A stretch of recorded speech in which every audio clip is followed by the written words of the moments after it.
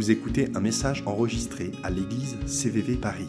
Pour plus d'informations, visitez notre site internet cvvparis.fr. Pour ceux qui ne connaissent pas, moi je m'appelle Ben.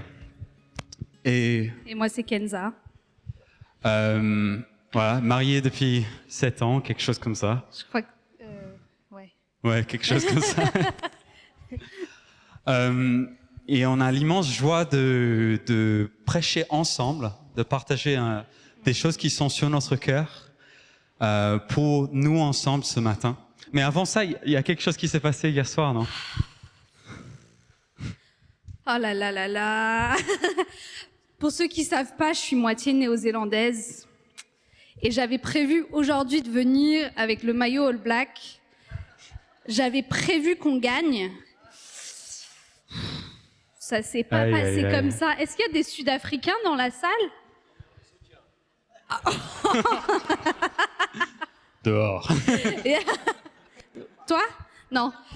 Oh là là, purée. Mais à un point près, je sais pas si vous avez su, mais un point près. Et franchement, je sais pas s'il y a des Français dans la salle. Vous aussi, vous avez perdu à un point près contre le... Est-ce qu'il y a des Anglais dans la salle? Un point près contre le... Oh là là. Mais vous savez, en 6e, on nous apprend les ennemis de mes amis sont mes ennemis. J'ai compassion pour vous ce matin.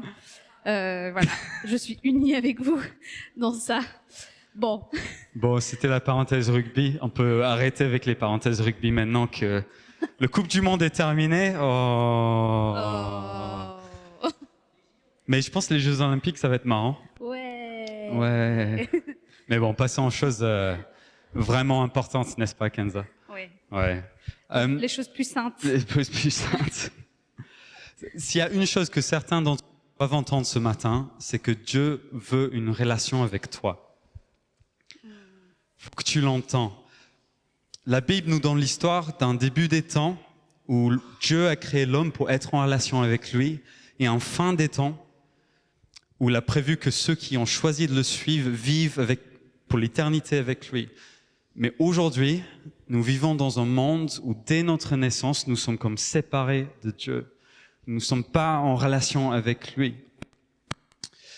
Et la bonne nouvelle qu'on veut dire avant qu'on passe sur des conseils, sur des choses pratiques, c'est que Jésus a fait en sorte à ce que tu puisses aujourd'hui entrer en relation avec Dieu. Et peut-être tu es venu à l'église par hasard comme ça, peut-être c'est la première fois depuis longtemps, ou peut-être juste jamais vous vous êtes dit vraiment j'ai eu une connexion avec Dieu.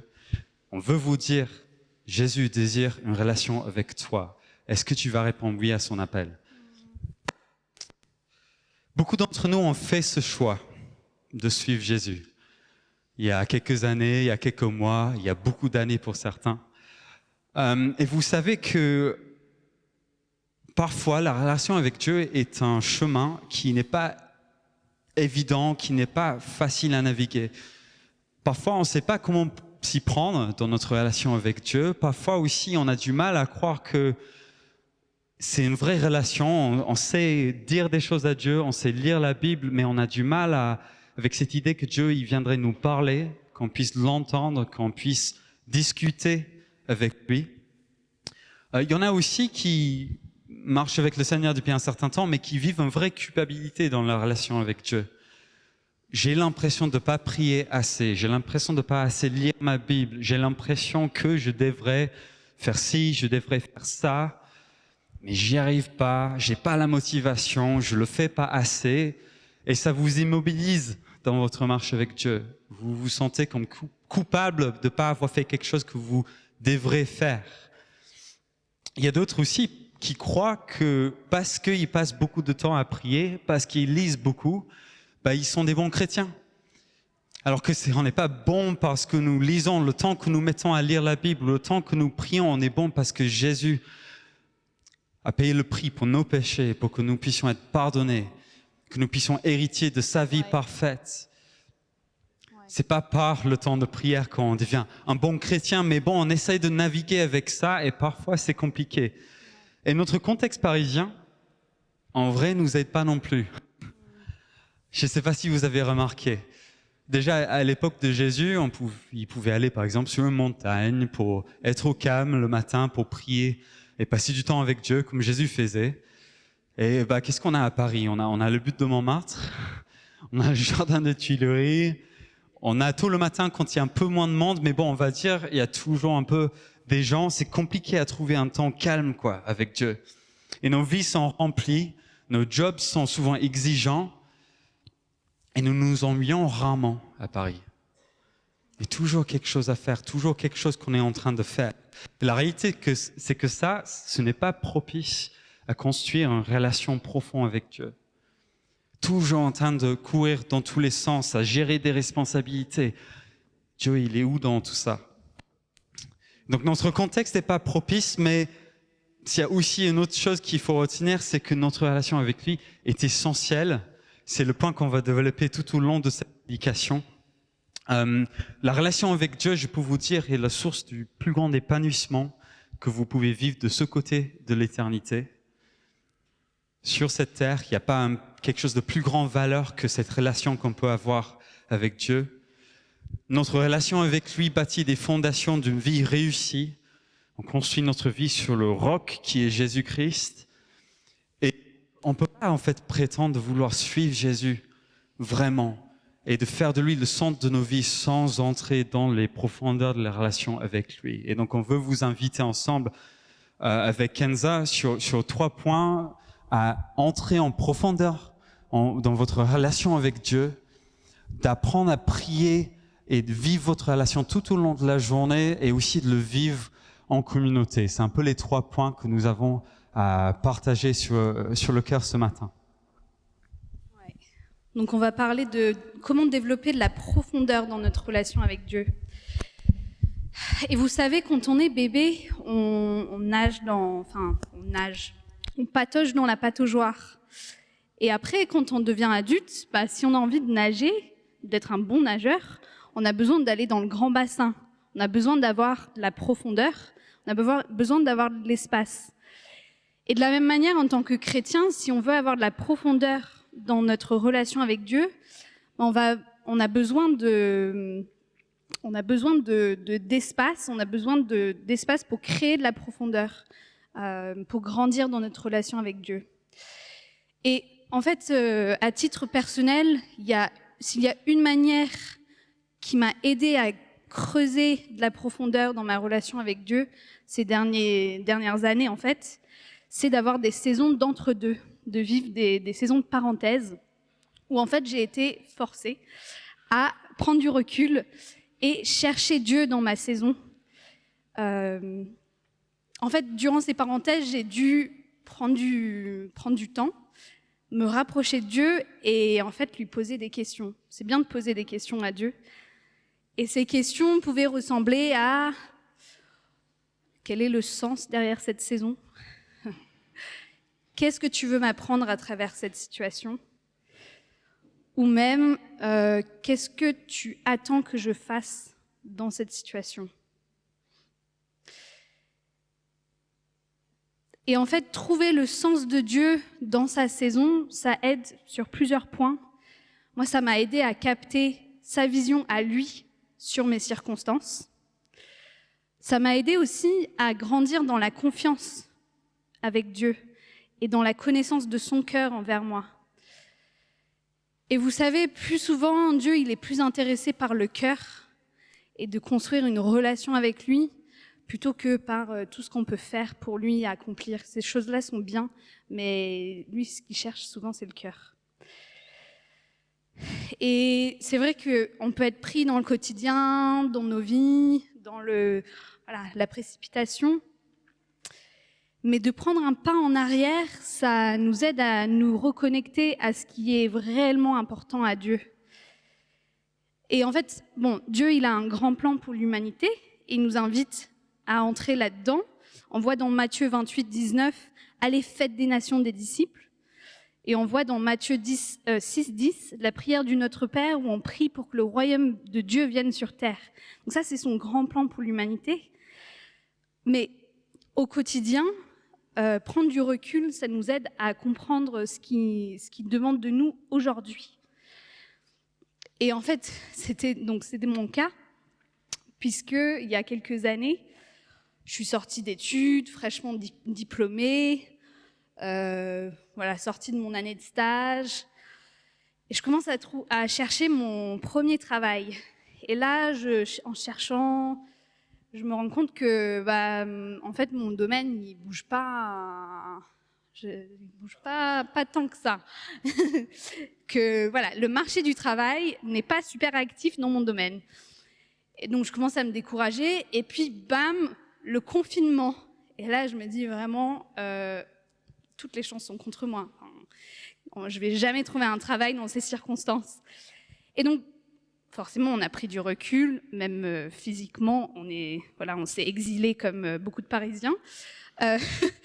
Et je demandais à Dieu, mais que faire, enfin vraiment que faire pendant cette saison.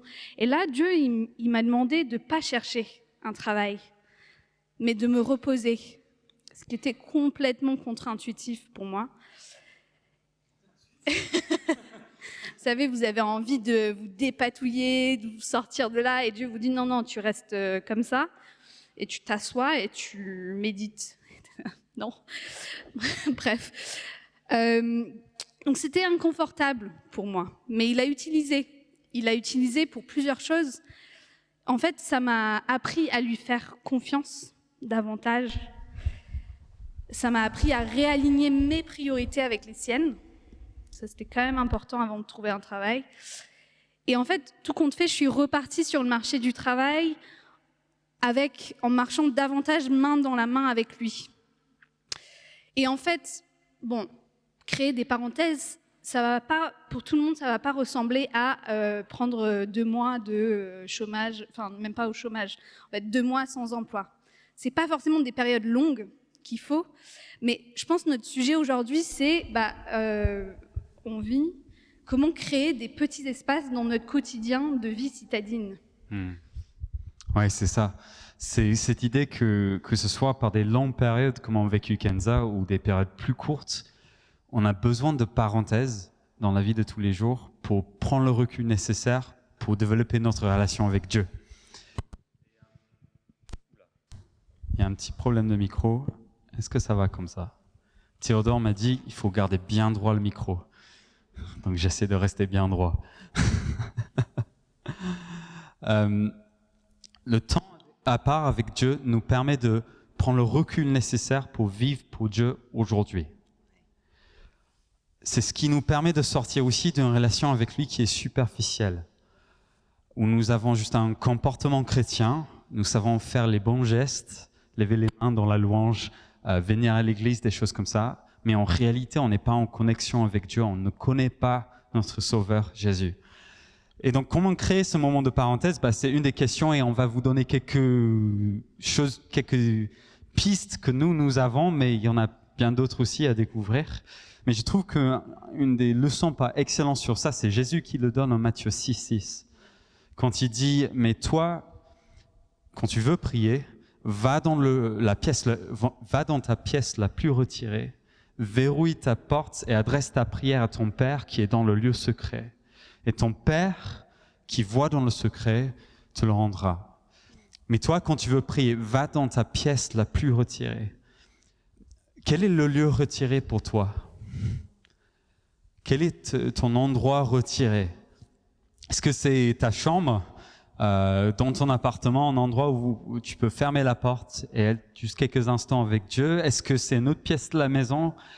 Est-ce que c'est la maison quand les autres ne sont pas à la maison? Ta femme, ton mari, les enfants, c'est ce moment calme-là? Ou est-ce que c'est tout simplement un parc à côté de chez toi? Se balader le matin quand il n'y a pas trop de monde ou dans ta voiture.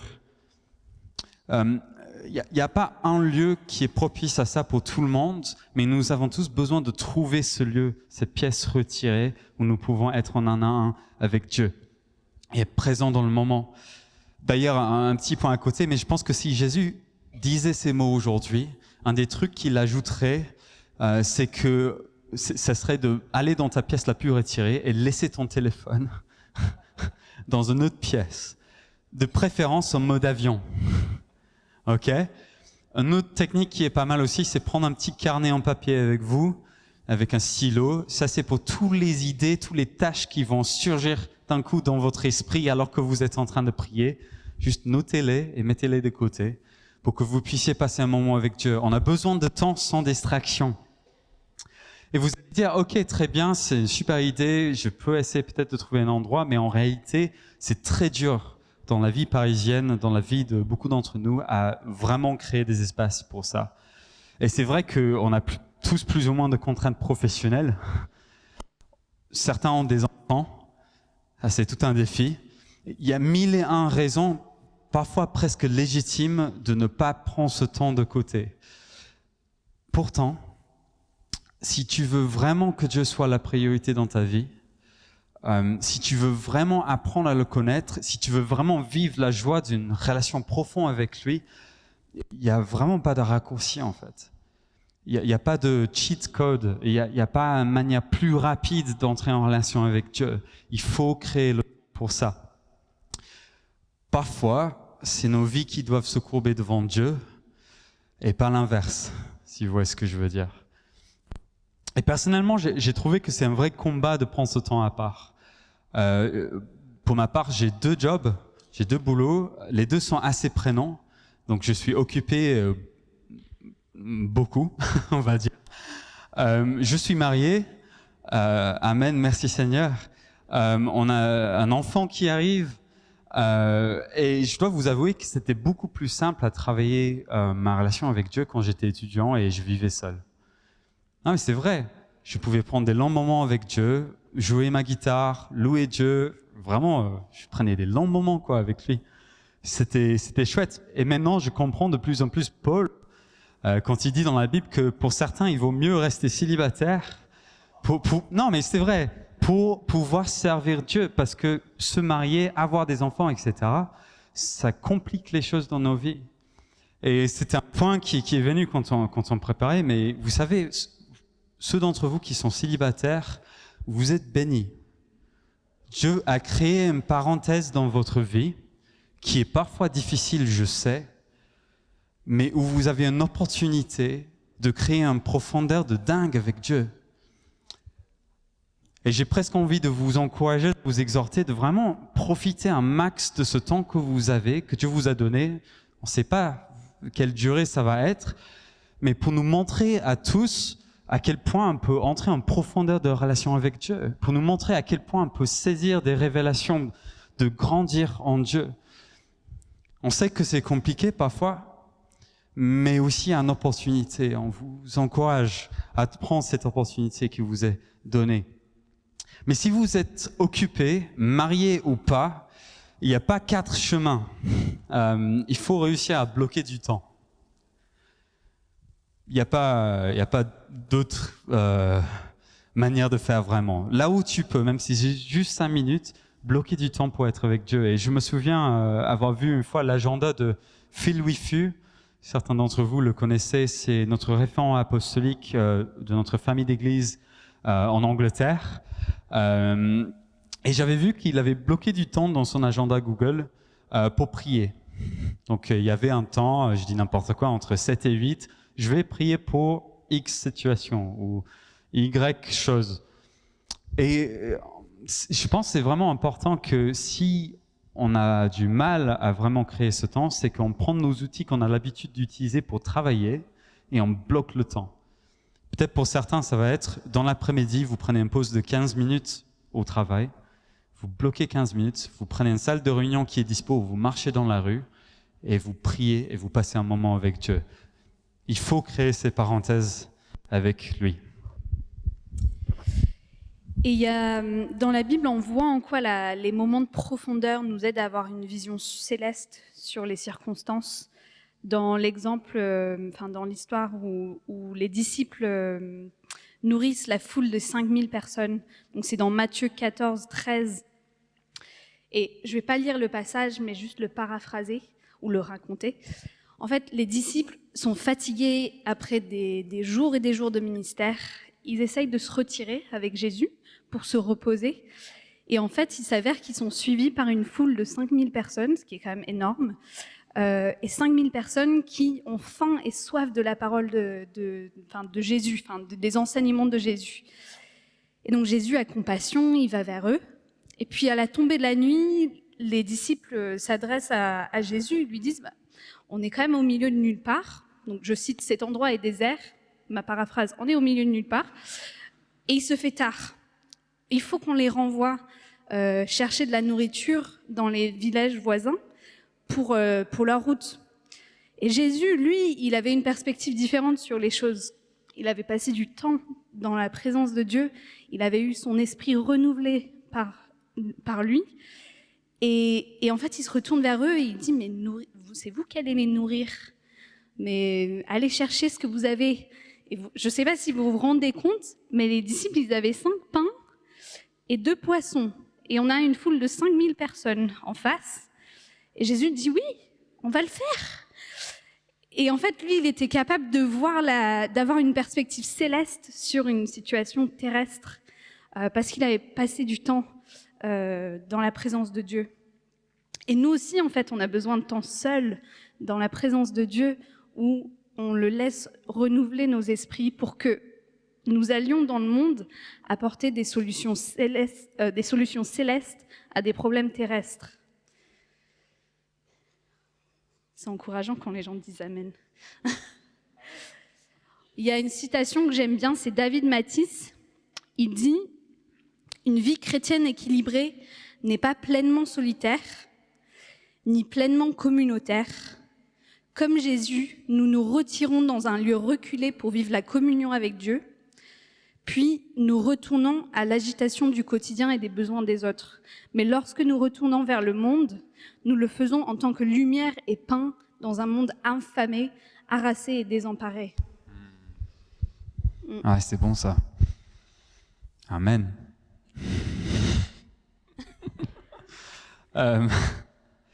Donc, ok, on a compris. C'est important de mettre de temps de côté pour être avec Dieu. Mais si tu prends 15 minutes tous les jours pour prier avec Dieu, c'est à peu près 2% de ta journée. Qu'est-ce que tu fais avec les 98% du reste du temps? Comment est-ce qu'on peut utiliser ces moments-là? Est-ce que c'est juste Dieu et puis le reste de la journée? Ou est-ce qu'il n'y a pas quelque chose entre les deux? Et vous savez, il y a parfois des versets dans la Bible qu'on comprend tout de suite en lisant. Mais il y a aussi des versets qu'on comprend par la pratique et par l'expérience. Et pour moi, c'est ce qui s'est passé dans ces versets en 1 Thessaloniciens. Compliqué à prononcer quand même. Thessaloniciens. Merci. 5. Oula, je tiens pas bien le micro. 1 Thessaloniciens 5, 17.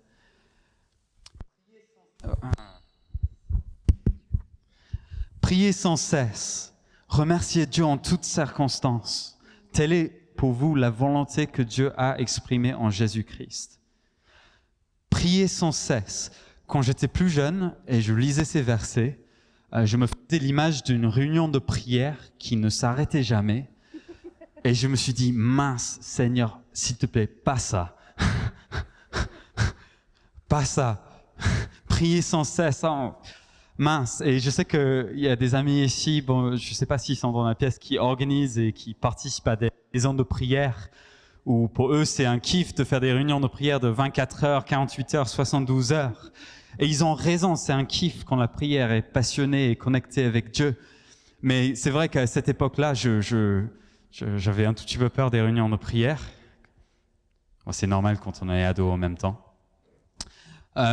Mais Paul, quand il parle dans ces versets, il parle de toutes circonstances. Et c'est pas juste quand on est ensemble, c'est pas juste quand on est dans des réunions. C'est pas juste quand on est dans sa chambre en train de prier avec Dieu, mais c'est tout au long de la journée en fait. C'est dans toutes les circonstances de la vie, bonnes et mauvaises. Prier en toutes circonstances. Le Seigneur et le Saint-Esprit nous invitent à la prière. Vous savez, un nageur professionnel, quand il sort de l'eau, il n'arrête pas à être un nageur professionnel. Il continue à faire les choses qu'un nageur professionnel doit faire pour devenir fort, pour se devenir musclé et pouvoir nager le plus vite possible. Et nous aussi, je me suis rendu compte dans ma vie que nous avons besoin du temps dans la piscine avec Dieu, à nager, à aller dans les profondeurs, mais nous avons besoin aussi que notre vie ressemble à la vie de quelqu'un qui est dans les profondeurs de Dieu. Donc c'est pas Dieu et puis ma journée, mais c'est toute la journée avec le Saint-Esprit. Et dans mon vécu, ça n'a pas été quelque chose de dramatique, ça n'a pas non plus été quelque chose de sensationnel, mais ça a été quelque chose de normal dans le quotidien, quelque chose de simple. Par exemple, je me suis souvent retrouvé à demander de la sagesse dans des situations ou dans une conversation, juste pour pas que l'autre personne entende. Seigneur, donne-moi de la sagesse. Je ne sais pas comment répondre dans cette discussion. Je ne sais pas quoi faire avec cette décision. Donne-moi ta sagesse. Un autre exemple, je me retrouve souvent à prier que Dieu me change. Je ne sais pas si ça vous arrive, mais je me rends compte des choses qui ne sont pas top dans mon caractère, dans ma manière de me comporter. Et je me rattrape et je dis, Seigneur, change-moi, transforme-moi, que mon cœur soit comme le sien, que je puisse marcher comme toi et pas juste être conduit par mes insécurités, par mes peurs, par mes inquiétudes. Aussi, ça m'arrive aussi de prier pour des proches. Je pense à une situation, de prier pour ma femme, à prier pour le gouvernement aussi, prier pour Macron. Je ne sais pas si ça vous arrive, la parole nous exhorte à prier pour les autorités. Et parfois, je vois une situation, je me dis, cette situation a l'air impossible à gérer. Seigneur, donne de la sagesse à nos autorités, donne de la sagesse au gouvernement, que tu conduis cette décision pour le bien dans cette nation. Nous devons tous parfois prier pour nos gouvernements et prier pour les gouvernements du monde aussi, comme Johan nous a exhorté tout à l'heure. Et ce qui m'arrive aussi parfois, c'est que je prends une pause dans mon après-midi, quand je suis un peu fatigué après le pause-déj en général, et je vais marcher dans la rue 10 minutes et je prie en langue. J'utilise ce don spirituel que Dieu m'a donné, que Dieu a donné à beaucoup d'entre nous, pour que mon esprit prie vers le Seigneur et pour qu'il puisse exprimer les profondeurs, les douleurs, les choses profondes dans mon âme qui puissent être exprimées à Dieu via le don des langues. Et je prends du temps juste pour prier comme ça. Ça me fait du bien, ça me fortifie. Est-ce que ta vie de prière a commencé à déborder dans tes journées? Ou est-ce que pour toi, tu es encore peut-être au stade où tu as un moment avec Dieu, où tu cherches de la profondeur, mais le reste de la journée, c'est un peu compliqué? L'exhortation, l'encouragement pour nous tous ce matin, c'est que nous demandons ensemble au Seigneur de nous rencontrer tout au long de la journée. Que nous puissions vivre ce que c'est de prier sans cesse. Que nous puissions être en communion avec Dieu en continu. Et si vous dites c'est trop difficile, je ne sais pas comment faire, demandez le Saint-Esprit. Demandez que Dieu vous donne le Saint-Esprit. C'est ça qui nous aide à prier en continu. Et Dieu, il dit en Matthieu 7, 11 qu'il a envie, qu'il a le désir de nous donner le Saint-Esprit quand on demande. Donc demandons à ce qui vient dans notre quotidien. Ouais. Et ça n'a pas besoin d'être quelque chose de religieux, mais ça peut être juste d'inviter Dieu dans des situations qu'on vit au quotidien. Bref. Par exemple, moi, en fait, récemment, mon travail a consisté à créer beaucoup d'œuvres tissées. Donc, une phase de production intense, si on veut dire. Et en fait, il y a des personnes qui m'ont encouragée à inviter Dieu dans le processus et pas le voir comme quelque chose de séparé de Dieu. Et il y a quelques semaines, avant de me mettre devant mon travail, avant de créer quelque chose, je demandais à Dieu, viens, montre-moi, viens me guider. Et là, je sens qu'il me donne une idée auquel j'avais pas pensé. Et concrètement, pour être très pratique, c'était fais ça, mets ça là. Enfin, c'était vraiment voici ce que tu dois faire. Et donc je me dis ok, essayons. Et je me mets à fabriquer et à créer. Et au fur et à mesure, je lui pose des questions. Je lui dis qu'est-ce que tu penses de ça, cette matière-là, est-ce que tu penses qu'elle va bien, etc. Et en fait, de fil en aiguille, il s'avère que j'ai fini par créer quelque chose avec lequel j'étais assez satisfaite. et en fait, qui était totalement différent de ce que j'avais prévu de faire à la base. Et j'étais encouragée parce que déjà, c'est pas tous les jours qu'on crée quelque chose dont on est satisfait, pour être honnête. Ceux qui font des travaux créatifs, ils vont comprendre. Et aussi, en fait, j'avais fait ça grâce à l'aide du Saint-Esprit. Et en fait, c'était moins fatigant que moi, trouver mes idées toute seule, etc. Ouais, je me souviens être rentré et tu me disais, waouh, Dieu, il m'a donné ça, et regarde, c'est trop cool. Ouais. Et c'était chouette. Et bon, peut-être pour nous qui travaillons plus sur les tableurs Excel et des choses comme ça, on peut aussi demander de l'inspiration. Vous avez vu demander, voilà, de la fluidité dans le traitement des données. Seigneur, que tu bénisses Recherche V. Ceux qui savent, savent. On veut prier tout au long de la journée. C'était notre deuxième point. Ouais. Mais on a parlé de creuser sa relation avec Dieu en se retirant. On a parlé de laisser déborder ces temps dans notre quotidien. Mais comme dit David Matisse, la vie de disciple consiste à vivre en communauté. Et en fait, une clé dans ça, c'est de prier avec d'autres personnes. Et ce qui est bien, quand on prie avec d'autres personnes, c'est qu'on peut se laisser guider par eux. On peut faire des pauses, écouter. On peut se joindre à leurs prières, donc on n'est pas totalement inactif. Et on n'est pas obligé de mener la danse 100% du temps. On peut les laisser nous guider et nous fortifier en fait. Et dans Proverbe 27, 17, il est dit « Tout comme le fer aiguise le fer, l'homme s'aiguise au contact de son prochain. » Donc être au contact de son prochain, ça a quelque chose de bon.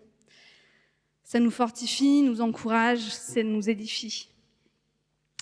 Et ensemble, tous les deux, on se réunit toutes les semaines depuis 1 an au moins, avec un couple d'amis pour prier ensemble. Concrètement, on mange, on partage un repas, ce qui aide d'ailleurs à se concentrer après. Et après, on prie. Et on prie ensemble. Et en fait, on est confronté à différentes façons de faire. On teste des choses. Je crois qu'une fois, on a prié sous la table. Ouais, on a... enfin, en tout cas, moi. Ça est. On a testé des choses différentes. Pas des choses bizarres comme ça. Ah non, pas des choses bizarres. En fait, on a écrit des chants et, je sais pas, on s'est mis chacun où on voulait. Chacun a pris son coin, quoi. Et chacun a pris son coin. C'était pas bizarre, mais c'était... Il faut un peu de contexte, quand même. Je suis un peu originale parfois. Je préconise pas ça. Mais en tout cas, on teste des choses différentes. Et en fait, on apprend à prier ensemble. Et ça nous fait du bien. Vous êtes tous inquiets maintenant. Et en fait, ça nous fait du bien de prendre une pause dans notre semaine et de se recentrer sur Dieu et en fait nous décentrer de notre semaine. Et en fait, c'est pas quelque chose qui nous prend de l'énergie, c'est quelque chose qui nous fait du bien et qui nous ressource. Et il y a un autre avantage à prier ensemble avec d'autres personnes, c'est le pasteur Sem Emadi qui le dit. Il dit « Chaque semaine, mon église se réunit pour prier. Et chaque semaine, je me rappelle à quel point mes prières peuvent devenir superficielles et égocentriques. Les membres de l'Église demandent la prière pour des conversations d'évangélisation qu'ils ont eues et pour ceux d'entre nous qui sont malades et qui souffrent. Ils partagent aussi des raisons de louer Dieu pour sa fidélité. Et en entendant ces demandes, je sors des ornières de la prière superficielle et je me rappelle de prier comme Jésus l'avait dit, que ton règne vienne. Ces rassemblements de prière réinforment et ravivent mes habitudes de prière personnelles. Donc la prière avec d'autres personnes, elle est complémentaire à nos temps seuls. Et en fait, en partageant avec autrui, on est décentré de ce qui pouvait nous préoccuper jusque-là pour avoir l'esprit préoccupé ou enfin l'esprit pris par les choses du royaume. Voilà. Donc on est aiguisé au contact de l'autre. Et ça vient même alimenter nos temps seuls avec Dieu. Et ça peut être avec des amis, ça peut être en couple, ça peut être par Zoom, comme ça peut être dans un bar. Je pense qu'il y a une chose qu'on qu'on avait à cœur vraiment de dire par rapport à cette idée de prier ensemble, c'est que c'est bon de mettre dans l'agenda des moments où vous vivez votre vie de prière, pas seul, mais avec des personnes. Et le plus difficile et le plus important, c'est de le mettre dans l'agenda et de le mettre régulièrement dans l'agenda. Et donc peut-être vous pensez à quelqu'un là à l'instant, un ami, quelqu'un avec qui vous direz je pourrais prier avec cette personne. Et j'aimerais vraiment vous encourager à réserver du temps avec cette personne dès cette semaine pour commencer à vivre une vie de prière à plusieurs qui peut nous fortifier, qui peut nous aider à grandir. Juste une clé dans ça, manger et après prier, ça peut vraiment raviver les forces. Voilà. Ouais. On est un peu moins fatigué après. Ouais, c'est sûr. C'est bien de se mettre dans de bonnes conditions, c'est vrai. Donc on a parlé de 3 choses. On a parlé de développer et creuser en profondeur dans sa relation avec Dieu. Créer des parenthèses dans la vie de tous les jours où nous pouvons connecter avec lui. Il n'y a pas de raccourci. On ne peut pas s'en passer. Si vous voulez suivre Jésus, c'est indispensable. Et j'espère que chacun d'entre nous, on aura la créativité nécessaire pour trouver ces moments dans notre quotidien, pour prier avec lui. On a parlé aussi du fait qu'il faut que ça déborde dans notre quotidien. Et avec les 98% du reste de la journée, que nous puissions être des gens qui prient sans cesse, qui ont cette vie avec le Saint-Esprit qui continue tout au long de la journée et qui nous accompagne même dans notre travail. Et puis on a vu que c'est bon de vivre ça avec les uns les autres.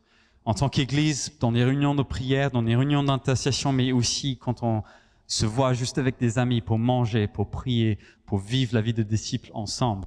C'était les 3 points qu'on avait à cœur de faire et on a juste envie, en terminant, on a quelques minutes qui nous restent, n'est-ce pas?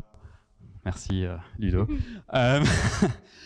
On a envie qu'on prie les uns pour les autres, mais de manière assez spécifique. On s'est dit qu'il y a peut-être une manière dans tout ce qu'on vient de raconter où vous vous êtes dit ça, je pourrais le faire. En réalité, ça, je pourrais ajouter ça à mon agenda, je pourrais créer un peu de temps pour ça, ça me donne envie. Et donc l'idée, ça va être d'identifier ça pour chacun, et puis avec votre voisin ou en groupe de 3, mais 3 max, je pense. L'idée, ça va être d'exprimer ça, de dire cette chose-là, rapidement, sans trop expliquer, et qu'on prie les uns pour les autres dans nos petits groupes, que le Seigneur bénisse cette initiative et qu'il nous permet de le réaliser et aller jusqu'au bout avec ça.